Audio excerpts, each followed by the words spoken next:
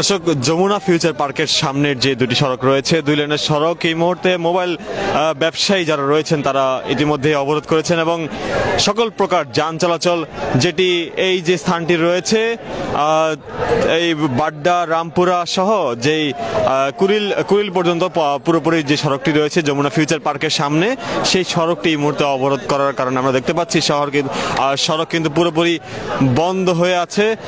এবং আমরা দেখতে পাচ্ছি যে এখানে মোবাইল ব্যবসায়ী যারা রয়েছেন তারা যেটি বলছেন যে আসন্ন 16 ডিসেম্বরের পর থেকে সরকারের যে নতুন নিয়ম যেটি সরকার বাস্তবায়ন করছে, সেখানে রিপাবলিশ যে ফোন সেকেন্ড হ্যান্ড ফোন যেগুলো রয়েছে সেই সেকেন্ড হ্যান্ড ফোনগুলো সেগুলো রেজিস্ট্রেশন বাতিল হয়ে যাবে, এমনটাই তারা আশঙ্কা করছেন। এবং সেই আশঙ্কার থেকেই আমরা দেখতে পাচ্ছি যে তারা আজকে যমুনা ফিউচার পার্কের সামনে থেকে পূর্ব ঘোষিত কর্মসূচি অনুযায়ী তারা এখানে অবরোধ করছে। আমরা দুই একজনের সাথে একটু কথা বলবো। ভাই, একটু কথা বলতে চাই আপনার সাথে, আসলে এখানে অবস্থান করার কারণটা কি? আমরা ঠিক অনেক দিন যাবতই যে এই বিষয়গুলো নিয়ে কথা বলছি, যেগুলো সাধারণ মানুষ আসলে বুঝতেছে না। আমাদের হচ্ছে মোবাইল ব্যবসায়ীদের উপরে অনাকাঙ্ক্ষিতভাবে, মানে কাউকে না জানিয়ে 57% ট্যাক্স দাবি করা হচ্ছে। সেটা হচ্ছে 16 ডিসেম্বরের পর থেকে চালু করা হবে। এই 57% ট্যাক্স যদি চালু হয়, আমরা ব্যবসায়ীরা যারা আছি তারা খুবই ক্ষতির মুখে পড়বো, আমাদের ব্যবসা বন্ধ হয়ে যাওয়ার পথে। আর এই 57% ট্যাক্স দেওয়ার পরে আমি মনে করি এই ফোনগুলো কেউ কিনবে না, আর হচ্ছে আমরা বিক্রিও করতে পারবো না, আমাদের ব্যবসা বন্ধ করে দিতে হবে। আমরা এই দাবি নিয়ে অনেকদিন আছি যে এনআইআর যে সিস্টেমটা চালু করবে সেটা হচ্ছে ব্যবসায়ী বান্ধব না। আমরাও চাই যে এই সিস্টেমটা চালু করুক, কিন্তু ব্যবসায়ী বান্ধবভাবে আমরা যাতে সুষ্ঠুভাবে সবাইকে নিয়ে এই ব্যবসাটা করতে পারি, ওইরকম একটা দাবি নিয়ে আমরা অনেকদিন ধরে রাস্তায় আছি। আপনারা জানেন আমাদের এই সহনীয় পর্যায়ে ট্যাক্সটা যাতে করে দেয়, এটা আসলে আমরা অনেক দিন ধরে দাবি নিয়ে আছি। আমাদের কথা আসলে কেউই শুনতেছে না, যার কারণে আমরা আজকে রাস্তা ব্লকেট করে দিছি আমাদের যমুনা ফিউচার পার্কের এখানে। আমরা সবাই ব্যবসায়ীরা আছি, আমাদের দোকানের যার কর্মচারীরা আছে তারা সবাই আছে, তারা পেটের দায়ে আজকে রাস্তায় নেমে গেছে। সরকারি সিদ্ধান্ত বাস্তবায়ন হলে কি সাধারণ যারা গ্রাহক আছে এরা কোনো সমস্যার সম্মুখীন হবে? এটা যদি বাস্তবায়ন হয়, অবশ্যই মানে আমাদের ব্যবসায়ীদের চাইতে কাস্টমাররা সবচেয়ে বেশি ভোগান্তিতে পড়বে। ধরেন আমি আমার হাতের ফোনটা দিয়ে বুঝাই, ধরেন এই ফোনটার দাম হচ্ছে 1 লাখ টাকা। এই ফোনটা তখন কাস্টমারের ঠিক 1,80,000 1,90,000। আর এই ব্যবসাটা কিন্তু মূলত 9টা সিন্ডিকেটের হাতে চলে যাবে। এই ব্যবসাটা আর আমাদের হাতে থাকবে না, 9 জন সিন্ডিকেটের হাতে চলে যাবে। তখন তারা যদি বলে যে 1 লাখ টাকার ফোনটা 2.5 লাখ টাকা বিক্রি করবে, তখন এই 2.5 লাখ টাকা দিয়ে কাস্টমারের কিনা লাগবে, কারণ এটা একটা সিন্ডিকেটের হাতে চলে যাবে ফোনের ব্যবসাটা আর কি। ঠিক আছে। আমরা দেখছিলাম যে এখানে যারা আন্দোলন করছেন ব্যবসায়ীরা, তারা কিন্তু ইতিমধ্যে সড়কটি অবরোধ করেছেন। তারা যেটি দাবি করছেন যে তাদের যে সড়ক অবরোধ করার যে মূল কারণ হিসাবে তারা যেটি বলছেন, যেই তাদের যে আসন্ন যে 16 ডিসেম্বর থেকে যে নতুন নিয়মটি চালু হচ্ছে সেটির কারণে আজকে খুব। দর্শক, আমরা একটা আরেকজনের সাথে একটু কথা বলবো। ভাই, আমাদের অবস্থান নেওয়ার কারণ হচ্ছে, আপনারা সবাই জানেন গত 2 মাস ধরে আমাদের এই যে সমস্যাটা চলতেছে, 57% ট্যাক্স দিয়ে আমাদের ফোন আমদানি করতে হবে এবং 9টা সিন্ডিকেটের হাতে আমাদের ব্যবসা ছেড়ে দিতে হবে। সেজন্য আমরা এই অবস্থান কর্মসূচি পালন করতেছি, রাস্তা ব্লক করে। আমরা এতদিন অনেক ভালোভাবে বলেছি আমাদের দাবি, আমাদের কেউ মেনে নেয় নাই। আমরা এই জন্য রাস্তায় নামতে বাধ্য হয়েছি এবং রাস্তা ব্লক করে দিয়েছি। আমরা যতক্ষণ পর্যন্ত আমাদের দাবি আদায় না হবে আমরা রাস্তা থেকে সরব না।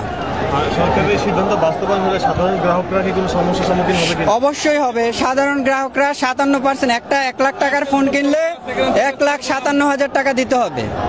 1,57,000 টাকা দিয়ে ফোন কিনতে হবে। এটা কি কোনো যৌক্তিক? আপনি বলেন যে 1 লাখ টাকা দিয়ে একটা ফোন কিনে 57% ভ্যাট দিয়ে ফোনটা ইউজ করতে হবে আমাদের। এটা সবারই হবে সমস্যা, শুধু আমাদের সমস্যা না। একটা স্টুডেন্ট টাকা অনেক কষ্টে ম্যানেজ করে একটা ফোন কিনে, তারও 57% ভ্যাট দিয়ে ফোনটা নিবন্ধন করে ইউজ করতে হবে, সেম বাইক ট্রান্সফারের মতো। এটা সবারই অনেক সমস্যা হবে। আমরা আজকে যতক্ষণ পর্যন্ত আমরা সারা রাতও থাকতে পারি এবং অনির্দিষ্টকালের জন্য আমাদের এই অবস্থান কর্মসূচি আমরা ঘোষণা করেছি এবং মার্কেট বন্ধ রেখে আমাদের দাবি না মানা পর্যন্ত আমরা রাজপথে থাকবো। দর্শক, আমরা একটু কথা বলছিলাম যারা এখানে ব্যবসায়ী রয়েছেন তার সাথে আমরা কথা বলছিলাম। তারা যেটি বলছেন যে তারা সরকারের যে 16 ডিসেম্বর যে সিদ্ধান্তটি নেওয়া হয়েছে নতুন করে, যেটিকে কেন্দ্র করে ব্যবসায়ীদের মধ্যে এক প্রকার ক্ষোভ সৃষ্টি হয়েছে, যেটা আমরা যতটুকু আমরা দেখতে পাচ্ছি। এবং তারা এখানে অনেকে বলছেন, আমরা আরো কয়েকজনের সাথে একটু কথা বলবো, দেখার চেষ্টা করবো। এটা কোনো সরকারের কোনো বা কারো কোনো মিডিয়া হতে পারে না। কেন হতে পারে না? যে আমরা সবাই ব্যবসা, আমরা এখানে 20 লাখ লোক, 20 লাখ দোকানদার একসাথে হয়েছে একটাই কারণ, যে আমাদের ব্যবসা, আমাদের রুজি রুটি যদি রাস্তায় বসে পড়ি আমরা, তাহলে কিভাবে আমরা সংসার চালাবো? আমরা তো এই ব্যবসার সাথে জড়িত, আমরা তো একদিন দুদিন ব্যবসা করি নাই, দীর্ঘদিন যাবত ব্যবসা করে। আমাদের সাথে আমাদের কর্মচারী জড়িত, আমাদের বাচ্চা কাচ্চা লেখাপড়া জড়িত, আমাদের সংসার, আমাদের সাথে আরো 10টা ফ্যামিলি জড়িত। যে আমাদের এভাবে কেন আমাদেরকে হয়রানি করা হচ্ছে? আজকে কেন আমরা ব্যবসা ছাড়া রাস্তায় আসতে হয়েছে আমাদেরকে? মানে তাদের একটাই কথা, তারা এই নীতিগুলা সহজ করুক, আমাদের সাথে এনবিআর বসুক, বিটিআরসি বসুক, এবং আমাদের ব্যবসায়ী যে প্রতিনিধি আছে তাদের সাথে বসে একটা সুরাহ করুক, আমাদের একটা সমাধান করে দেয়। ইনশাআল্লাহ আমরা এখান থেকে চলে যাবো, এই বলে আমাদের বক্তব্য শেষ হলো। আসসালামু আলাইকুম। আমরা দেখছি এই মুহূর্তে পুরো রাস্তা জুড়ে অবস্থান করছেন মোবাইল ব্যবসায়ীরা। তো আপনাদেরকে এতক্ষণ দেখানোর চেষ্টা করছিলাম এই মুহূর্তে যমুনা ফিউচার পার্কের সামনে থেকে, যেখানে মোবাইল ব্যবসায়ী যারা রয়েছেন সেই মোবাইল ব্যবসায়ীরা কিন্তু তারা এখানে অবস্থান গ্রহণ করে তারা যে সড়কটি অবরোধ করে রেখেছেন সেটি আমরা দেখানোর চেষ্টা করছিলাম। তাদের সামনে তারা অবস্থান করছেন এবং বিভিন্ন রকম স্লোগান তারা দিচ্ছেন। স্লোগানে আমরা দেখতে পাচ্ছিলাম যে পুরো সড়ক অবরোধ করার ঘোষণা তারা দিয়েছেন।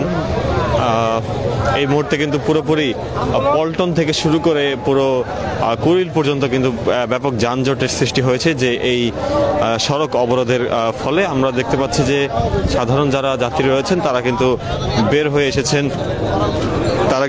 হয়ে এসেছেন এবং হেঁটে হেঁটে তারা চলে যাচ্ছেন, সেটাও কিন্তু আমরা দেখছি।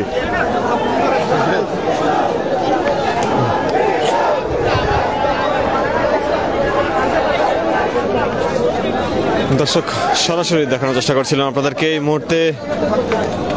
তবে অপর পাশে যেটা দেখতে পাচ্ছি যে দুইটি লেনে কিন্তু অবরোধের শিকার হয়েছে। আমরা দেখতে পাচ্ছি ঠিক সামনে কিন্তু বাসগুলো সেখানে কিন্তু অবরুদ্ধ করে রাখা হয়েছে এবং চলাচল কিন্তু এই মুহূর্তে পুরোপুরিভাবে বন্ধ। অর্থাৎ যানজট কিন্তু একদম, যানজটের যে ভোগান্তি, যেটি আমরা সাধারণ কয়েকজন যাত্রীর সাথে কথা বলেছিলাম, তারা যেটি বলছেন যে যানজটের ভোগান্তি এক প্রকার চরমে এখানে রয়েছে। একদম কুড়িল থেকে শুরু করে পল্টন পর্যন্ত যানজটের সৃষ্টি হচ্ছে শুধুমাত্র এই একটি সাইড ব্লক করার কারণে। এছাড়া পাশেই বসুন্ধরা আবাসিক এলাকা এবং গুলশান এলাকা যেটি রয়েছে সেখানেও এক প্রকার ভোগান্তি যেটি আমরা লক্ষ্য করতে পারছি। তবে সবকিছু মিলিয়ে যারা ব্যবসায়ী রয়েছেন তারা যেটি বলছেন যে তারা তাদের আন্দোলন ত্যাগ করে যাবেন না, তারা এখানে অবস্থান করবেন। সরকারের যেই নতুন নীতিটি বাস্তবায়ন হতে যাচ্ছে 16 ডিসেম্বর থেকে, সেটির বিরোধিতা তারা করছেন। বলছেন যে তাদের যে সেকেন্ড হ্যান্ড রিপাবলিশড ফোন যেগুলো রয়েছে এবং যেগুলো আনঅফিসিয়াল ফোন রয়েছে, যেগুলো ট্যাক্সের আওতায় আসবে, সেগুলোর ফলে তাদের ব্যবসায় তাদের ক্ষতি হবে বলে তারা যেটি দাবিগুলো করছেন এবং তাদের ব্যবসার ক্ষতির কথা চিন্তা করে তারা সড়কে অবরোধ করেছেন এবং সেটি আপনাদেরকে দেখানোর চেষ্টা করছিলাম ইত্তেফাকের লাইভের মাধ্যমে।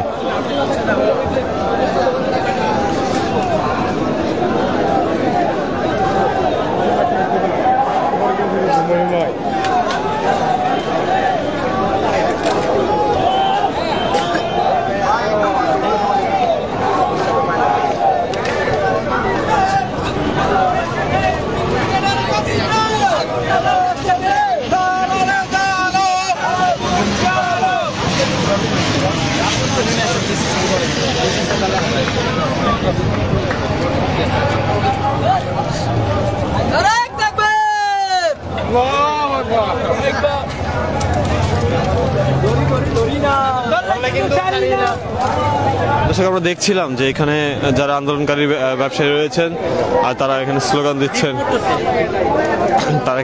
দিচ্ছিলেন। আমরা সরাসরি ছিলাম আপনার সাথে, দেখানোর চেষ্টা করছিলাম সার্বিক চিত্র।